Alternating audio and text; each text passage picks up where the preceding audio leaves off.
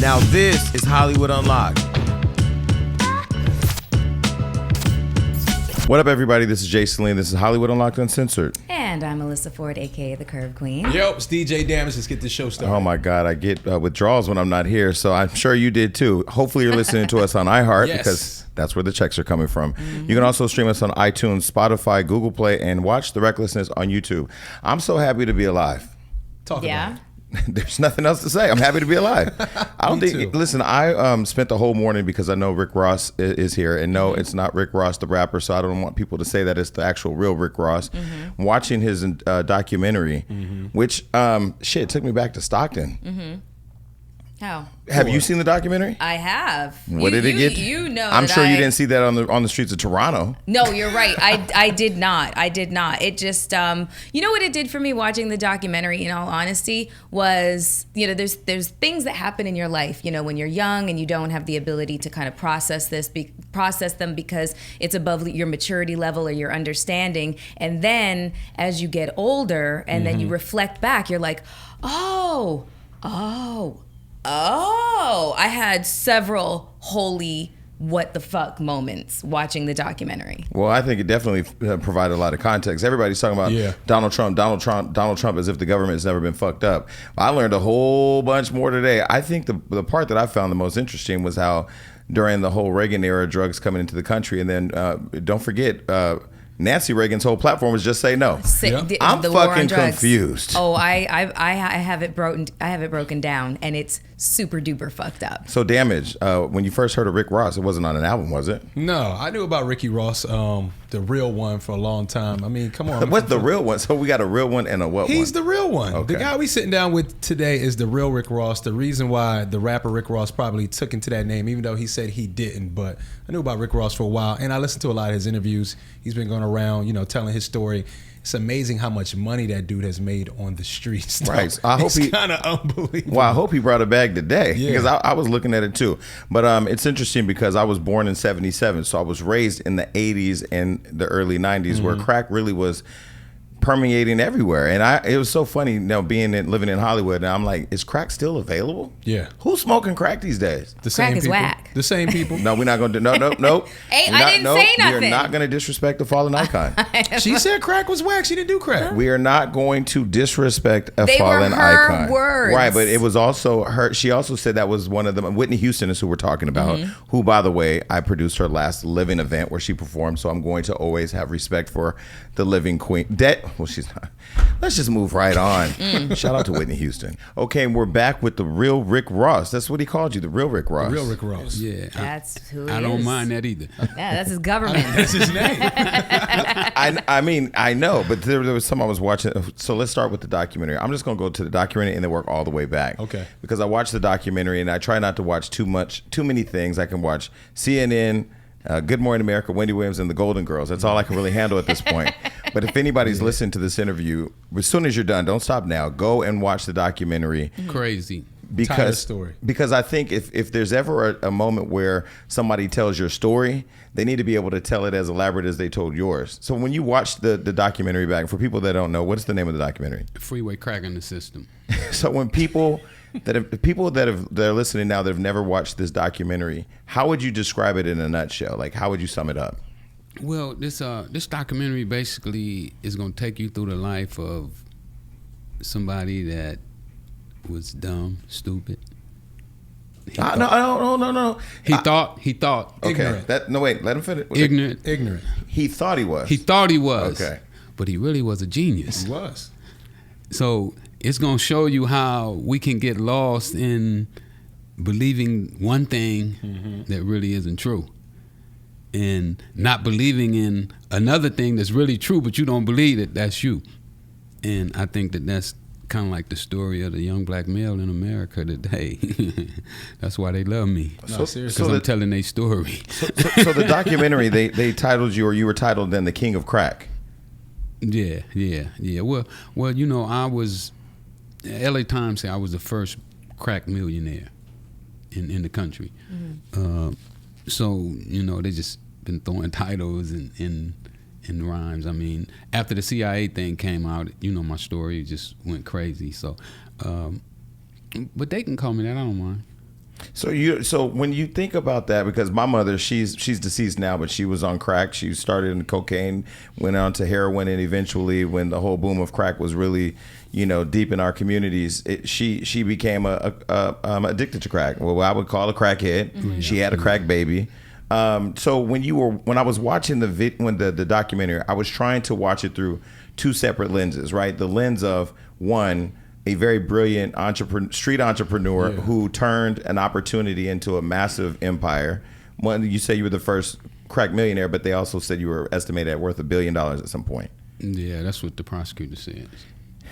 I didn't read the prosecutor report. I ain't no snitch. Don't come looking for me.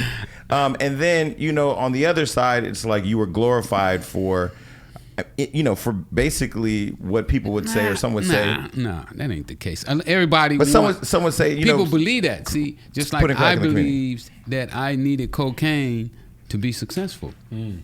See, I didn't think that I could make it without cocaine. So once I found out that I could make it out without cocaine, that it wasn't the cocaine, that I took the cocaine and made something out of the cocaine. Mm. So you didn't think, even when you had aspirations to do tennis and follow those passions, you didn't think you could be successful with just applying the same hard work and determination to that? I quit playing tennis at 18. I did want to ask you about that, just because you were an exceptional tennis player, in high school. Yeah. But unbeknownst to, and you see this in the documentary, unbeknownst to everybody, you were illiterate. And so you had scholarship offers pouring in. I mean, you had Venus and Serena's father as a mentor, but the scholarship offers dried up once everybody discovered your secret that you were illiterate. Yeah. I really just sat there thinking to myself, how history could have been changed. Absolutely. So dramatically. Absolutely. If that wasn't the case, if you'd been able to pursue a tennis career. Have you ever thought that to yourself? And how do you think Absolutely. But I also had to take in consideration, you're 18 years old. Your mom's, when she worked as a janitor. Mm-hmm. You don't know your dad. Mm-hmm. Your heroes is Tookie Williams. So you're looking at all of your career options. Tennis is the best one. If you can make it in tennis, you're going to be all right. But if you don't make it in tennis, you already know. It's on. Mm-hmm. You may not live till you 22, 23. I didn't think that I would be around, like I done cheated them out of some years. But I feel like a lot of young black men feel that way. Like they have aspirations to either rap, play basketball, play a sport, and maybe some other things. But they know at the end of the day what they really know how to do, because that's what they see every day when they go outside.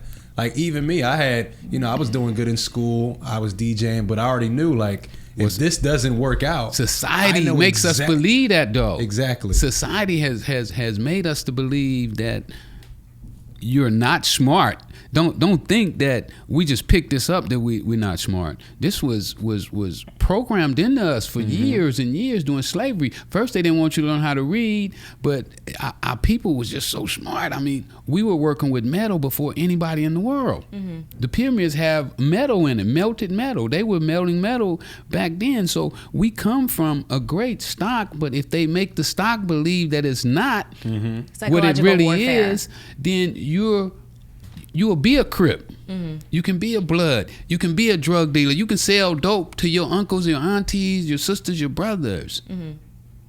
It won't matter when you feel like that. When you have that mindset. When your mind is twisted. You know what I'm saying? But I'll jump in and say, like, for me, I was surrounded in Stockton around crack. My mom, I told you, she was on drugs. My brother sold drugs. And I was around all that, and I never and I actually have a conscious decision to not do crack, not to say I never popped a pill. I'm just saying I've never done crack. I've never done any of the hard drugs that I've seen, become addictive drugs for my parents and that my family is, struggle from. So what is it that was the switch in being as talented and as brilliant as you were as a kid, and even though you were able to skate away everybody not knowing you were illiterate, which I thought was a very powerful part of the whole documentary as well. And then what was the switch to then say, consciously, if the system isn't going to work for me, I'm not going to push through and fight to make it work. I'm just going to go do something else. Well, I kind of felt that cocaine was fighting the system. Okay. Because what I knew is that rich white people was doing it, and they didn't want black people to do it. So it was very expensive. You know, at that time, 1 gram of cocaine was like $300. So it was like an elitist party. Absolutely, absolutely. So what I felt is that I was bringing some of that to my community, and not knowing the addictive. Because I don't know if you did your research on cocaine, but back in the days, actors used to have in their line, their rider, 3 grams of cocaine, please. Really? Absolutely. And it was normalized. It was normal. Hollywood was doing It's it. still normal. Well, no. Well, I saw somebody last night who I know. She came and called me some whole different person. I knew her ass was on something. I'm like, I'm interviewing Rick Ross tomorrow. I'm gonna use your ass as a study guide. But it's interesting because it became a problem when it got. Did it become a problem when it became monetized and became an actual business in our community, or when we got access to it, or when did it become a problem? Well, I mean, really, it's a problem from the beginning, because once you start the fire, it's hard to put it out. You know, so once it fired up, and for me, when I started to see the addictive aspect of it, because I didn't know it was addictive at first. I thought it was just like something recreational. That, you know, when a guy get with his girl and they going out partying. Because I never used no drugs. I never smoked a cigarette, never took a drink. Ever. That's what I was going to ask you about. Like, you know, I take a drink now though. Once in a while. At what point in that journey did you start seeing the social impact of what you were doing when you were younger? Because like you said, at first you just thought it was recreational, people doing it to have fun. How long down the line did you start seeing the impact where people are dying in the streets, being, you know, well, I ain't seen to nobody dying in the streets. I ain't never seen nobody hit the pipe and OD. Never saw that. Never heard of it. You were kind of removed from it. But there was a point in the documentary where his partner said a 10-year-old boy came to the house looking for drugs because he was addicted, which I thought was really powerful, because when I, in the process of writing my story and telling, you know, I was 7 years old coming in and out my mom's house, people of this era, I don't think know, or maybe understand, or maybe they do, I don't know, of how in that time really kids were out here, like we were in the streets. So did you see that impact? I saw young kids as young as 14. I haven't saw a 10-year-old involved. You know, I had some young guys that worked for me, 14 and 15 years old. They were perfectly capable of doing a grown man's job, but not 10 years old. I hadn't saw that. No. So you were never able to see the impact of what was going on? Oh no, I stayed in. I never left South Central. Okay. I've lived in South Central literally all my life. Even when you had all the millions? I still stayed in South Central. Shout out to Tiffany Haddish. She still lives there too. None of it ever. I'm sorry to cut you off. No, I mean, because I live in South Central right now. No, I'm just saying. Okay, so you know when you first start, you're doing it, and you don't anticipate what's going to grow from that. Because no, not at all. So when was it down this journey? Did you start really seeing the impact? Like, wow, this is really changing the community I grew Probably up in. about 3 years after I got started, but it didn't change it for bad first. Okay. It went great. You know, everybody's doing good. Stores, because when cocaine money comes in, don't just the drug dealers benefit from it. Oh, the liquor stores benefit, the car washes, the clothes stores. Everybody starts to live off of this economy.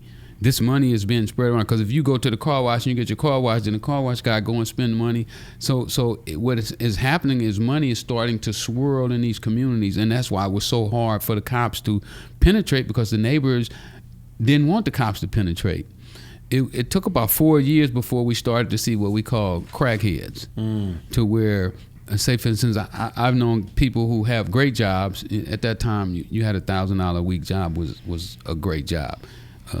And they would say, well, you know what? I'm going to quit my job and I'm going to start selling crack full time. But he's smoking crack. Yeah. And what would happen is he would eventually go all the way down to where, you know, he got kicked out the house, you know, or the family lost the house, or so forth. And that's usually what I saw. And it would be the same thing with women, where they would go from casual hitting until next thing you know, they standing on the corner. But I saw that. Well, the propaganda of the war on drugs was powerful. I'm Canadian, so I was born and raised in Toronto, and I remember, Jason and I grew up in, we were kids in the 80s, so it was my television set. So Reagan was like this mythical creature, like mythical person to me, and just his wife had a Just Say No program. We need to get into that. Listen, we're gonna get into that because that commercial still resonates with me. Like it's a frying pan and an egg. This is your brain, the frying pan, and crack the egg and it's simmering. And this is your brain on drugs. They had me tying red ribbons on the fence. I'm upset today. I know. I know after learning what we did, but I mean, so it just looked like South Central literally looked like a war zone to us, from the outside looking in. At times it was. Yeah. I've literally sit in cars and two cars are driving, chasing each other, shooting out the windows. I mean, it's South Central. Gangs everywhere. One thing that I find fascinating about you is just how affable you are, and how people just seem to... What does affable mean? Nobody knows what the fuck that means. No. I don't know, and nobody listening knows what affable is. You put an L in front of it, it's what I do for a living. Gregarious, okay? Try again. Likeable. There we go. There we go. I like Likeable. I like that. I know. We could have a conversation because, literacy is my thing too. Unfortunately. But shut up. But what I find really interesting is, how you spent years educating yourself, becoming literate, not just literate, promoting literacy. And with that kind of, with that kind of, new information and, the makes power... you dangerous. But also the power of reflection. How have you reconciled, the responsibility that somebody might say that you have towards, like, the decimation of communities, your community? Well, that's a tough one, right? And I've dealt with that question a few times. Mm-hmm.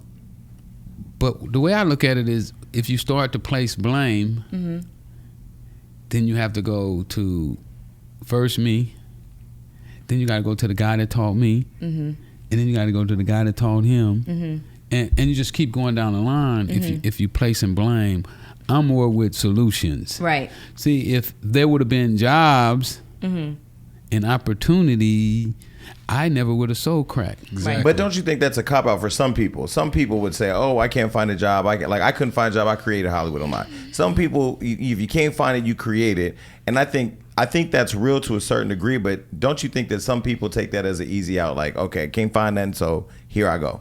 Well, I don't know, because I mean, it's so much that can go into that as well. You have to start to research each and every person. What have they been through to make them feel the way that they feel. Me, I'm who I am because all of the things that I have saw in my life and experience made me the person that I am today.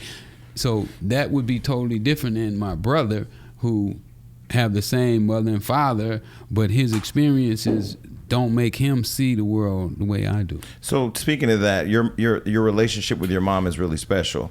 She was in the documentary, and she had been in a situation, for those who didn't watch it, I'll have you explain it, where her and her brother had a very tumultuous relationship, and then she ended up killing him, and you were there. Standing right on her side. Can you explain, just for the people who are listening, that's just one of the many things that happened. Shocking stories in the documentary. Yeah. Well, we tried to explain how my uncle was a drunk, and he was out of control one night, and mom had...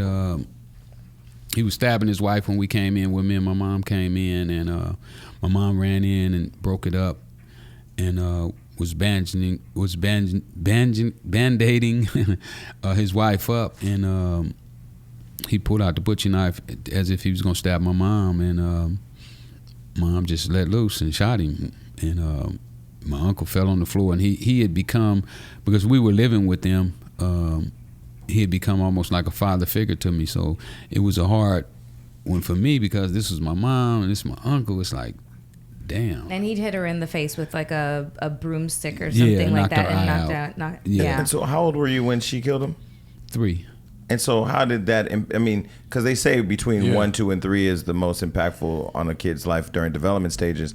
How do you think that impacted your thought process growing up as a kid? Well, you know what? That has probably affected me in ways that even I didn't even understand, because it has been plenty of times where I had to make a call if somebody live or die. And I always err on the side of live, because I understood from a very young age that once you're dead, you don't come back. So I know that me feeling the way that I felt had a lot to do with me stepping in the middle of two people that sometimes I had nothing to do with, none of my business, but I was able to step in and save somebody. And I don't think you get to see that a lot. When you look at this game, especially the drug game, and you look at the people that run these enterprises, I would say, they always looked at as ruthless people, heartless people, soulless people. Can you speak to the other side of that? Because, hearing your story, there's a lot of times you have stepped in and was like, let's go about it a different way. Absolutely. I mean, most do.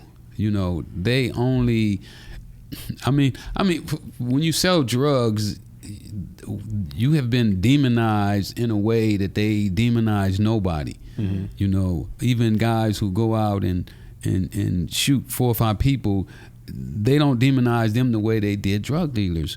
And I believe that they did that because they wanted to incarcerate a great number of black men, and they didn't want a great outcry. So what do? You come in with entrepreneurship disguised as drugs, but they see it as entrepreneurship, a way to express themselves, a way to move on a system that won't let you move, a system that's trying to hold you back, where cops is putting you on the ground, handcuffing you, lying on you. So when you're dealing with all that, and then you get an opportunity to go against that, you're going to take that opportunity, and you're going to thrive at it the best you can, because this is all you got. Do you feel like having somewhat of a conscience or giving mercy in that game is dangerous? Giving mercy to who? It can be. It can be seen as weak. No, to his competitors. Your competitors, just the way or somebody who betrays. No, you got to make certain decisions. Just anybody in general. Exactly. If some could happen, somebody could say something to you, and it's all in how you handle it. Yeah, you know what I'm saying. It's people that done said something to somebody and got killed behind it. You know what I'm saying. So it's really easy to let something pass, and then people perceive that as weakness. But see, the way I operate from a position of power. So when I come in, I already know I got the power, and I don't care what you say. Because if I pull this stick out my back pocket, somebody gonna be in trouble. And I try not to never pull that stick out, because I got the power. I done already line myself up in a position to where I can attack if I need to, but I don't want to. So when you look at people like Big Meech and you having similar paths, what do you think? Is there a lot of similarities, or are there distinct differences between you and his legacy and what you both were involved with in the streets? Well, shout out to Meech. That's my man. We rode when he was in prison. I gave him a little advice on his case, and I work with his girl right now, Sabrina. We're doing the big things together. I don't really know his story, right? I just know what I heard, the big cars. Yeah. So I work different than that. See, I work for businesses that's going to buy me the big car. See, I took my money and I went and bought a business, and I said, I'm going to let the business buy that car that I want. So I'll be hid. They call it money laundering, is what they call it. That part. Yeah, but that's what I was doing. I was buying businesses, motels. I was 20, 21, 22 years old. I bought my first motel, built it from the ground up, had no idea about how to build. You know what I'm saying? I just was standing. My mom had kicked me out the house. I was standing in motels. I said, man, and this thing can't be that hard. It seemed like he was investing in some music too. It said, he was helping out with Anita Baker in her first album. I should have been the king of hip hop. That was crazy. I slipped on. I done had so many opportunities, man. I just see the documentary the other day about the Black Godfather. Yeah. And my boy used to bodyguard him. He said, man, come meet my man, he just like you. And it was Clarence Avon, and I never went. You know what I'm saying? I always felt that I done made a lot of mistakes, though, that that could have just, DJ Pooh put me up on hip hop, and I didn't capitalize on that. Dr. Dre was in the house when I went over there that day. What was it So when you go to prison, this is a question I have. When a person who is made or has been estimated worth $1 billion goes to prison and has had all this cash and all this money and properties and this and that, it's hard for me to believe that when they go to prison, it's all just gone. Like, there has to be a piggy bank buried somewhere in a coffin with at least $3 million. Oh yeah, you didn't. Well, yeah, people looking to dig it up. So they hunting. Hey, they hunting for the cash. Are people still looking for it? Does it all just go away? Basically, I need a loan. Do you have any of the money left? Well, you know what though. You know what Mom always said: "Food and their money will soon depart." So if you don't really know what you're doing with money, which most of us don't, you know what I'm saying? We don't know how to invest our money. We take our money and we buy things that don't hold its value, things that lose its value as soon as we walk out the store with it. But I had mostly property when I went to jail. I was taking my money buying houses. I used to fix up houses, and I had a theater. I was trying to open up a youth center. It was going to be a theater, youth center, club all in one. I lost that, lost a lot of my property. But those things weren't what really came out to be valuable to me. Mm-hmm. My thinking was what was valuable to me. The way I think. See, I can take any situation and I can flip it. Like, I was sitting in prison, right? And I'm like, wow, how you get here? And then it came to me that I worked my way in. Like, if you went to the prison right now and you knocked on the door and you say, hey, I'm trying to get in there. I want to go to... Fool, get out of here. We gonna call the police on you. That's a door I will never knock on. I promise. I'm just saying. No, I know what you're saying. Yeah, you have to earn it though. That's interesting. I've never heard it that way. You couldn't get in there because you got to earn it. See, I actually earned my bed. Mm-hmm. So I'm sitting there and I was like, well, if you earn your way in, I wonder if you can earn your way out. And I went to work. So I want to just switch gears really quick to the government, because I know you're very interested in the government stuff that's happened in the world. We look at Trump, and everybody now is focused on how bad the government could be because you can actually see it. Whereas behind the scenes, back during the Reagan era, it looked like the government and Oliver North and all those people were really invested in cocaine coming into our country. Would that'd be accurate? That's accurate. Reagan was it was insidious. He was like evil. So how is it that? But then on the outside, what was your experience like while you're in it and the drugs are coming in and you know who's behind it, and then on television? I didn't know who was behind it. You think the CIA gonna tell me who they behind? Mm-hmm. Come on, man. I was gonna ask you that, like how aware were you of? Not at all. Zero. You had no idea that this was the CIA's way. I was 19 years old. Okay, so I didn't even know that there was a CIA. Gotcha. Okay. Only thing I knew was LAPD and sheriff. Yeah. That makes sense. Okay, so you'd already started in the drug game. You were, making some money, and then Blandone comes into your life. Yeah. How, for people who haven't seen the documentary, he created like the supply that led to. He gave me the numbers. Yeah. The numbers of kilos. Yeah. So in the pharmaceutical company, he was the what was it called? He was Kaiser Permanente. He was the supply chain. Exactly. That's the word, supply chain. And you said something really interesting in the documentary. You said, like, I couldn't keep up with the supply. And they were like, no, you couldn't keep up with the demand. No, you were like, I couldn't keep up with the supply. This guy had just truckloads of cocaine coming in. How did he cross your path? Like, how... that inevitable meeting. Maybe at hookah. Find you. You can go to hookah. Somebody will slide up into. How did he? Somebody dropped a credit card in front of me at hookah the other day, and I was like, "I'm not a scammer anymore. Don't even try it." That credit card. But how did he I had a know friend that you were going to? That was a teacher at Venice Skills Center, right? And he knew the guy that knew the guy. Knew the guy. That okay. knew the guy. Okay. I had to go through a few hoops. It wasn't like it wasn't easy. easy. You just walk through the thing, and I had to be diligent. Right. I wanted to get to the top. Right. Okay. I wanted to be number one. You were trying to cut out all the middlemen. Everybody that had too much fat on them, get rid of them. Right. Gotcha. But when somebody's pulling up to the crib and they have bricks and bricks and bricks and bricks, don't you stop and go, where the fuck is all this coming from? No. Why? Why ask? That's pointless questions to ask. Yeah. He gonna be like, man, you talking too much. Really? Yeah. What else you want to know? You want to know my mama name? Who you work with? Then he gonna be asking you who you work with. Right. And so, were you ever afraid of getting killed? Oh, of course, yeah. I mean, it's dangerous. You know, you walk around South Central LA with $3 million in duffel bags. Damn. You were the first money team. You Shout will to Floyd. You will be a target. Yeah. I wasn't paralyzed though. I mean, being conscious and paralyzed is two different things. In the money.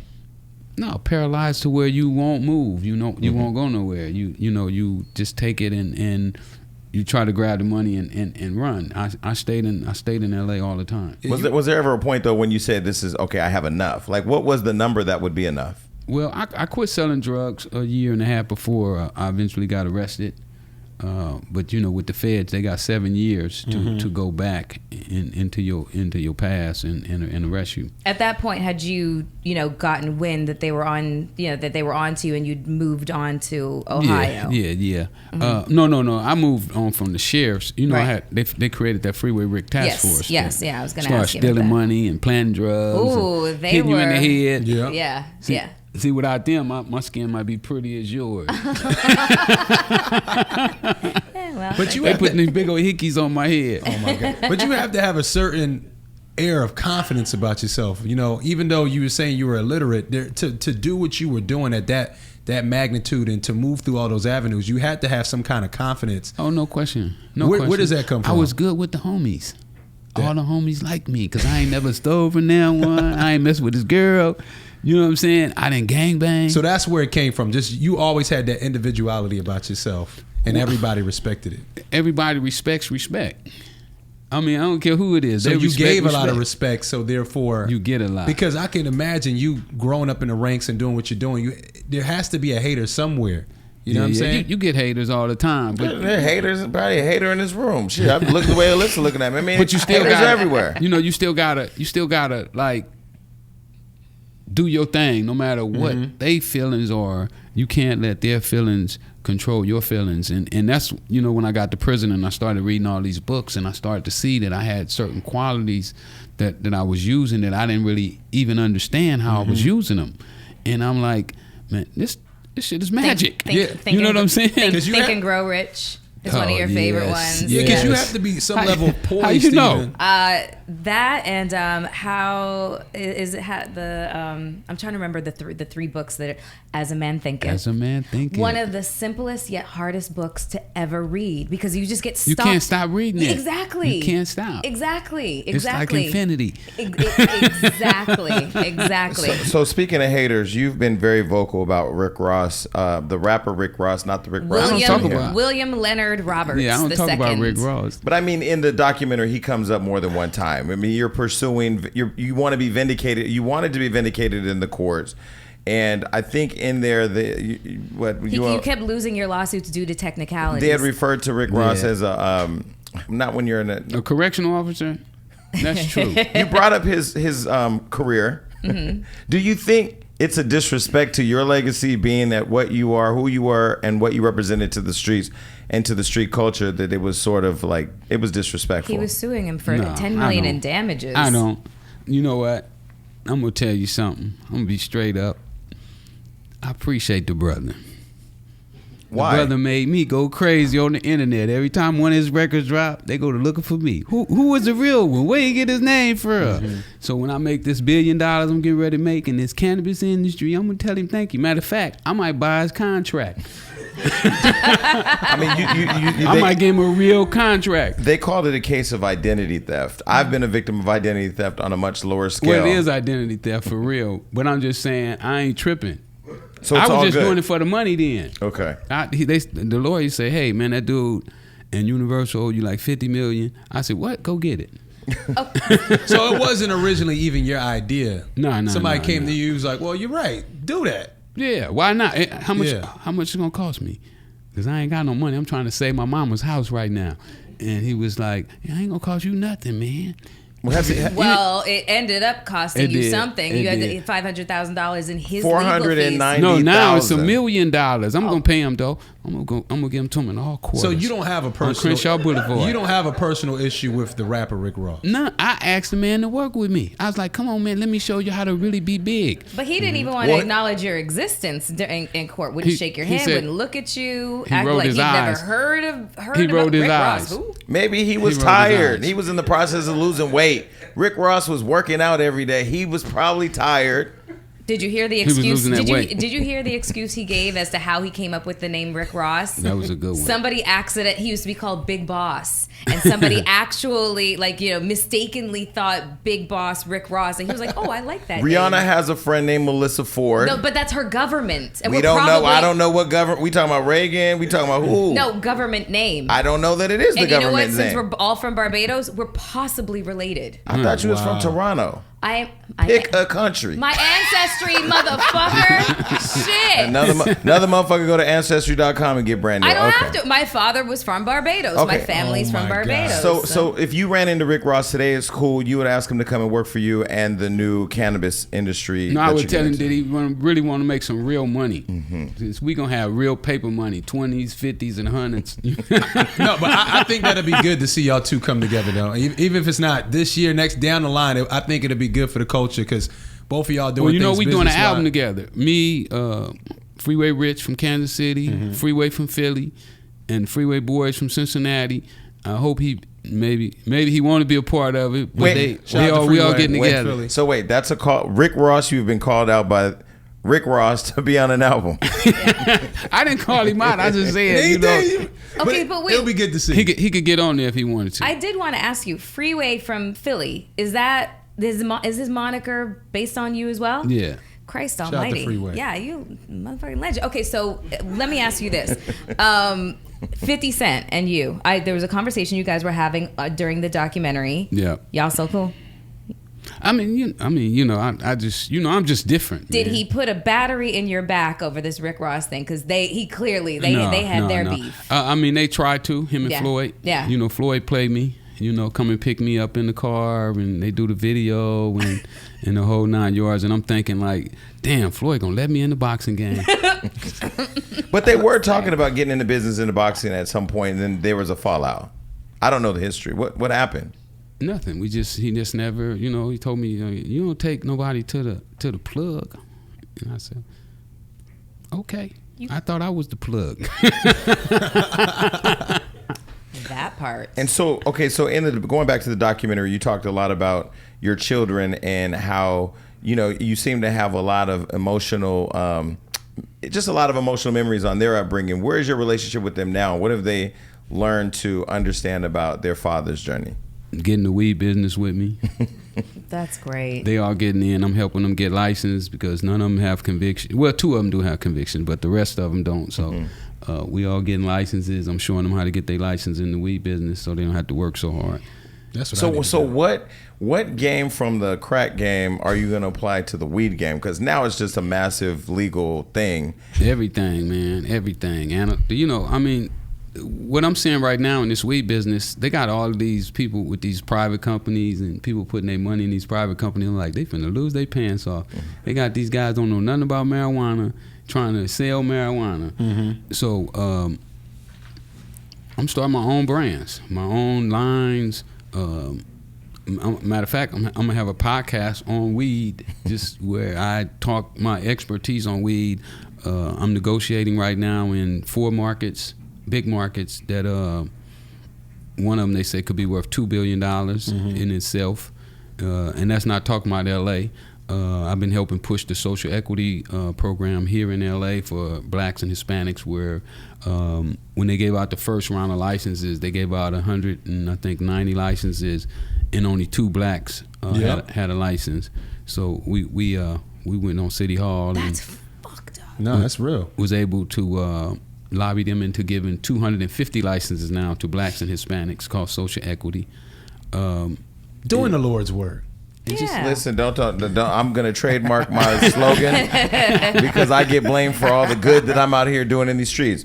Okay, so there was a reporter that in the documentary, he said that when the crack started selling in black communities, it was easier because it wasn't policed and nobody cared if black people started killing themselves. Do you think anything has changed now with how the black communities are viewed, all across the country, Baltimore, Philly, DC, LA?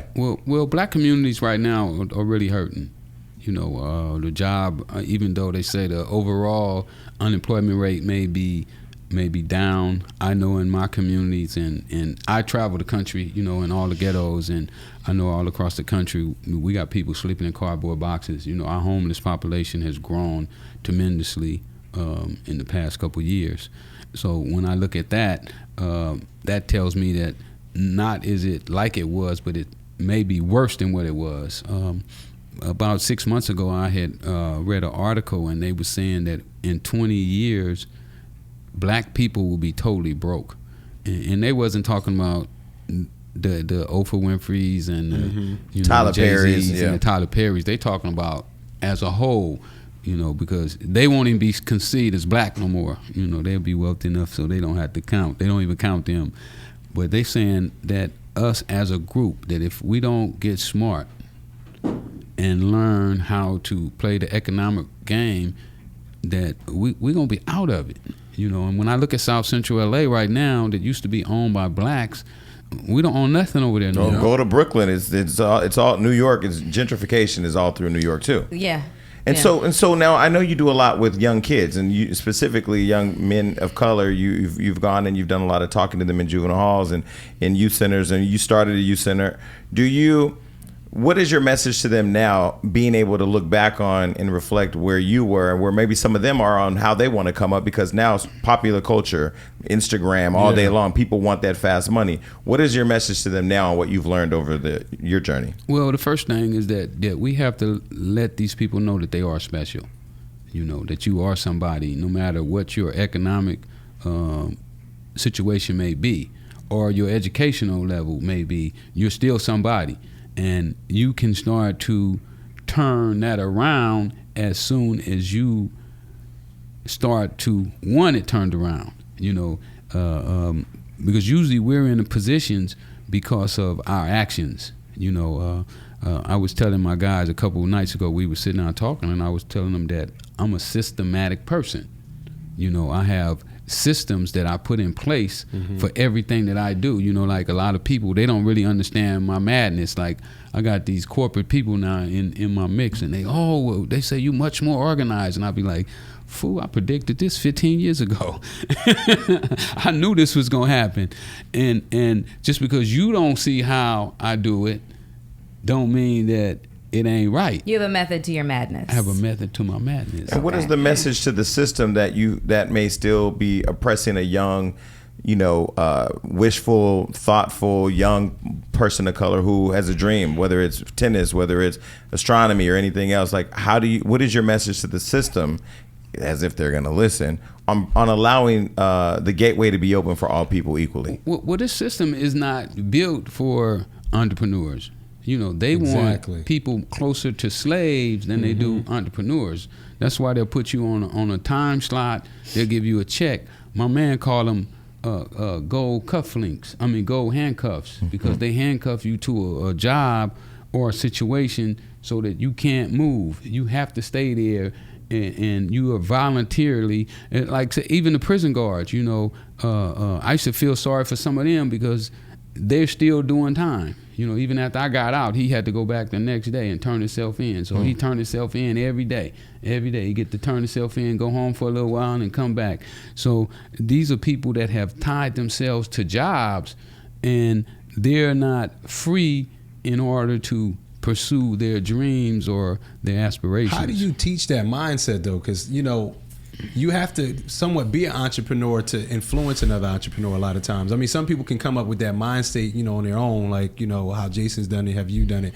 But me coming up, I didn't know any other way. I watched my people I looked up to, parents, uncles, neighbors, they go to a job every day. That's all I've seen. So what can we do to change that mindset? Because, it's ugly to see that our future, black people, are going to be poor because we're not adopting those qualities what can we do? Well, I think we getting more people that's starting to be entrepreneurs. They're starting to want to be independent. A lot of the rappers talked about independency because I really didn't know about independency either, but I had never functioned inside of the system.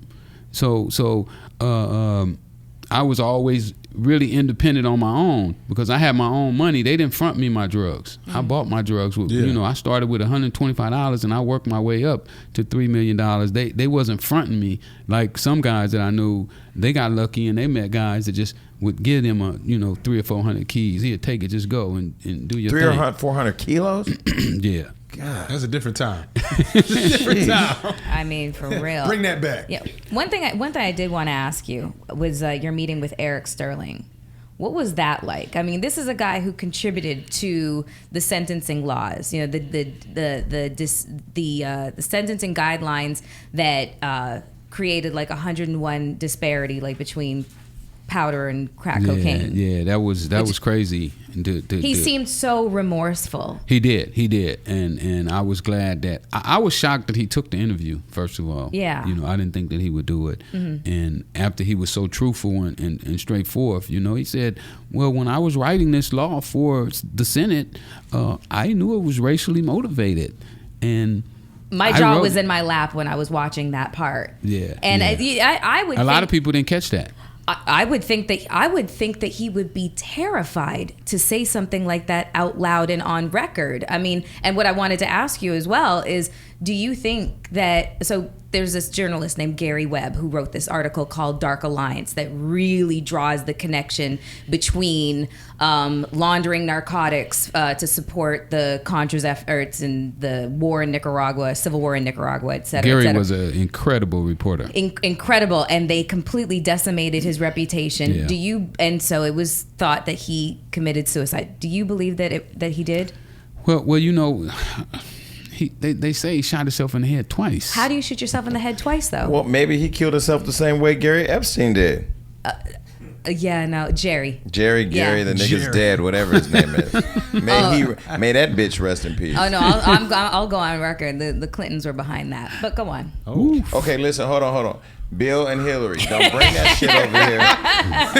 Damn. She ain't even from this country. Send her ass back. Well, listen, let's get into your two books. Don't let Donald Trump hear you say that. Hey, listen, leave that orange motherfucker alone. Donald Trump was like, I don't know him. Because the scariest part about watching this documentary is that we all literally just think we out here living our lives every day, and there are so many other influences and controls behind the scenes of how each of us chess pieces on the board are being played. And then at the end of the day, when it comes to people of color, once they're done, I mean, it's like you're washed and we move on to the next scam. Lock you up. Yeah. We're going to lock you up for the crime you commit. Listen, my brother who's dead, I'm now on Love and Hip Hop this season. We're following the story of my brother who died. He was selling crack in our community.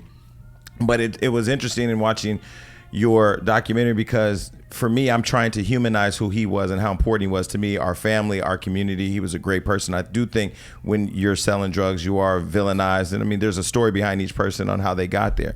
But I remember he used to have this Caprice Classic and he was the baller. And I was young and I was like, damn, I'm in high school, 15, 16 years old. I want to get out of school, just make money. And I said to him, I need to make money. So put me into this whole crack selling thing.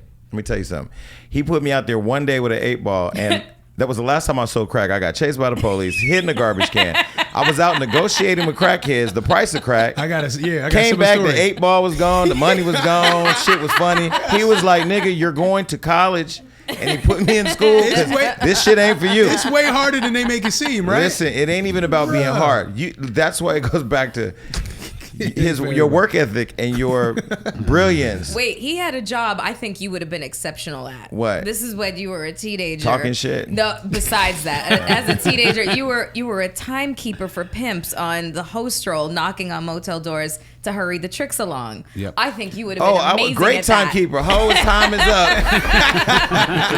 Wrap it up in there. But everybody should watch this documentary. It was definitely time well spent, and I really think it's when you look at the politics of it all, the effects of drugs in our community, and how we play a part on both sides. The part of pushing them, the part of going back and reconciling our relationship with our community and helping people. I think the relationship with your mom was really special, and just being able to be so brilliant in a lot of shit that was probably destructive, but also be able to, I think, have sanity and a heart all the way through it. It's an amazing documentary. I enjoyed it. Yeah.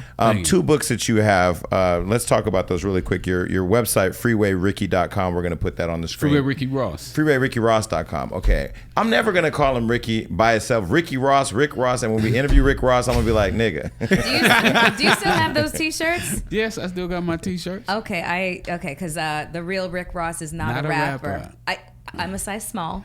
I got you. Okay. I got you. Stop asking for free shit and go support. I want the T-shirt. All right, so the 2 books. Let's talk about the 2 books on the website. You're right. I will buy it off the website. Well, I wrote the first one while I was in prison with a life sentence, and I was sitting in prison, and I was like, wow, you ain't never going home.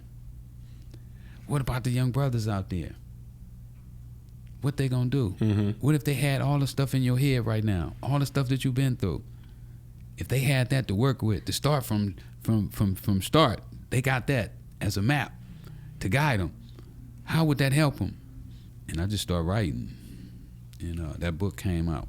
In that book, which book is that one? Freeway Ricky Ross, Untold Autobiography. And then the 21 Keys to Success. Talk about that book. The 21 Keys of Success came about by a guy by the name of Cody Crutcher, is my co-writer, and he was doing a magazine called Get Money. So when I was getting ready to get out, about 6 or 7 months before I got ready to get out, he hit me. He was like, man, I want to put you on the cover of my magazine. I was like, all right, we can do it. And then we just started communicating through the mail. And I was like, you an entrepreneur and you ain't read Richest Man in Babylon, Think Grow Rich, and As a Man Think? And he's like, no. I was like, well, you ain't no real entrepreneur, partner. You better get on your game, start studying. Because really what I did when I was in prison is I was kind of like a coach, a mentor. You know, I used to do like 75 letters, 100 letters a week. For other prisoners? No, for people write me. Okay. You would literally, you would write them back. Yeah. I was helping people. I started. He had some time on his hands. I started getting, people just start sending me money, everything. Okay. Now I need to get to a point where I just can't avoid people sending me money. So when I get out, I go to New York and we kick it. We do the photo shoot, and he's like, man, I want to kick it with you some more. Can I come to LA and hang out with you? So he come out to LA, and this is during the time when I'm meeting everybody for the first time, all the big Hollywood producers and just everybody. And one day I'm looking, I was like, man, you always writing on that pad. What you been doing? He's like, man, I've been keeping notes. I said, Cody, you been keeping notes for the past 6 months? He said, yeah. I said, man, that's a book.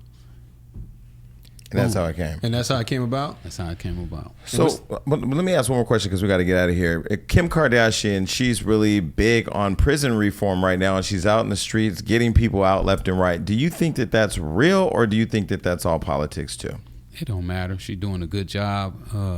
I think what she's doing is wonderful. Really with people going to prison, a person can change in 1 minute. So sometimes, they're giving people too much time. Like the lady that Kim got out that had a life sentence, and I think she was just like a mule for somebody, just the middle person. They say, here, take this bag, get on the plane with it. And they get on the plane, they carry the bag, and then she get caught, and they give her a life sentence because she didn't even know what was in the bag. Mm-hmm. So I think what Kim is doing is good. I think more people need to find causes to stand up for and not just flash their wealth. How much money I got, how many Bugattis I got. I mean, right now I look at us, with as many supposed to be billionaires, we don't have no job development centers in no major city that somebody from our community built, who made it could say, here, I built the center.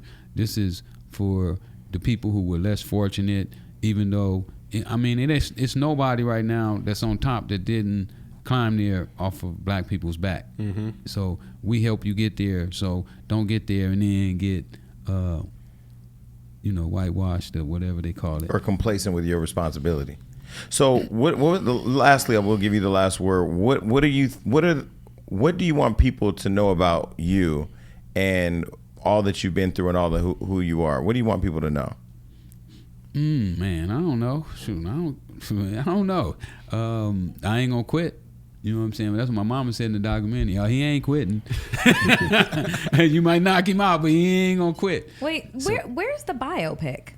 Where's the big movie. Hollywood movie with Jamie Foxx playing you or Nick Cannon playing you? Like, where's John Singleton stole the TV series. Oh, I was going to ask you about Snowfall. I wanted to ask you about he stole the TV May series. he rest in peace too. So when somebody dies, do you get it back or what? Oh, Lord, God. I wanted to ask you about Snowfall. How you Started felt with about Whitney it, because Houston, and It now- just seems like a direct correlation to your story. Yeah, John.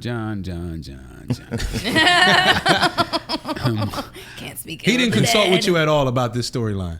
About doing my movie, he consulted with me. And we then- was talking about him shooting my movie, and he bought one of the first books, and a couple months later, A show's coming out. yeah, we was in negotiation with the Weinsteins about a TV series. Damn. And then they came out of the back with the article in the Variety. John Singleton just got funded for Snowfall, so they closed the book and said. But what happened with the John Cassavetes script? Like, what is that? Just like, did you use it for toilet paper? Like, where'd that go? Eventually, that's what. That's still expensive there. toilet paper. It's still there. Reginald Hudlin took over, Okay, so Reggie running it now. Reggie's dope. Yeah, Reggie's dope. They Yeah. had Kush. Kush wrote a script. Right now, we 30 pages short. They fighting over 30 pages right now. Well, at least somebody's fighting over it. That's The awesome. first 70 though is everybody says kill. Well, we ain't got to fight over John Singleton because he's dead. May he rest in peace. But wait, I just have to ask. Okay. If somebody's playing you in your biopic, like in its perfect world, Would Rick Ross have a shot?